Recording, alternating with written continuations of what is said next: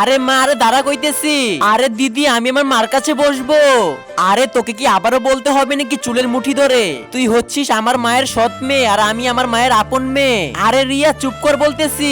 তুই ওকে যখনই দেখিস তখনই সৎ মেয়ে বলতে থাকিস। আরে মা, তোমার কি হয়েছে? দাঁড়া, তোমার জন্য পানি নিয়ে আসতেছি। আরে দিদি, আমাকে দাও, তাড়াতাড়ি যেতে হবে। আরে তোকে তো। আরে মা, এই নো পানি খাও। আরে মা, ঠিক আছে তুমি। আরে তুই আমার সাথে কথা বলবি না? আগের থেকে আমার মাথা এখন তুই গরম করে দিয়েছিস। আরে মা, তুমি মাথা গরম করো না, তোমার সমস্যা হবে। আরে বেটা, আমার স্যান্ডউইচ খেতে মন চাইতে, তুই এনে দিবি? হ্যাঁ মা, আমি এখনই আনতেছি।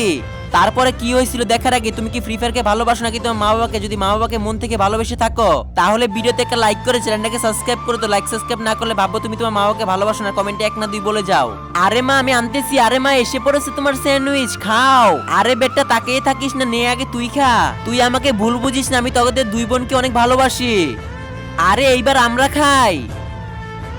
আরে হ্যাঁ, এটাও আমি খেয়ে ফেলবো। আরে আপু, তুমি মারটা কেন খেলে? আরে ও তো দেখি একবারই পাগল হয়ে গেছে, মাথার তার ছিঁড়ে গেছে। আরে মা, তুমি রাগ করো না, আমি তোমার জন্য এখন ফ্রেঞ্চ ফ্রাই নিয়ে আসতেছি। আরে খাইতে মনে অনেক মজা লাগবে। আরে এটাও আমি খেয়ে ফেলবো। আরে এই দিদিরা কি হয়ে গেছে, রাক্ষসের মতো দেখি খাইতেছে। আরে তুই এমন না করে সোজাসুজি বলে দে তুই আমার খাবার দেখতে পারিস না। আরে দিদি, তুমি মার সাথে এরকম কেন করলে? মাকে তুমি খেতে দিলে না। আরে সতিলি, এই হোটেলে খাবার আজকে অনেক ময়লা পড়েছে, তার জন্য আমি মাকে খেতে দেইনি। আর আমি চাই না আমার মা লবণ খাবার খেয়ে মা অসুস্থ হয়ে পড়ুক। আরে এটা আমি কি করলাম?